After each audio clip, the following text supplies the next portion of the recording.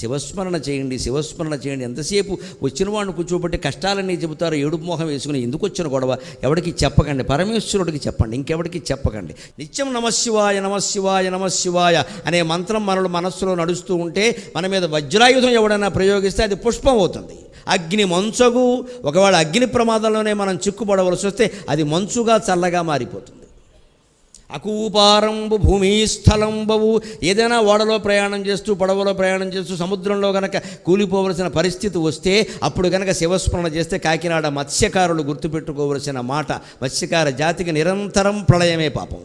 వాళ్ళు గుర్తుపెట్టుకోవలసిన మాట ఒక్క మంత్రం నమశివాయ నమశివాయ. ఎన్ని పడవల్లో ఎంతమంది వెళ్ళినా క్షేమంగా తిరిగి వస్తారు. భగవత్ స్మరణ అంత గొప్పది. మనం అది ఒక్కటి చెయ్యం, తాళ్ళు పేళ్ళు అని జాగ్రత్తలు పెట్టుకుంటాం. గ్రహస్థితి వక్రిస్తే ఈ తాళ్ళు పేళ్ళు కాపాడవండి, పరమేశ్వరుడు కాపాడుతాడు ఖచ్చితంగా, భగవద్భక్తి కాపాడుతుంది.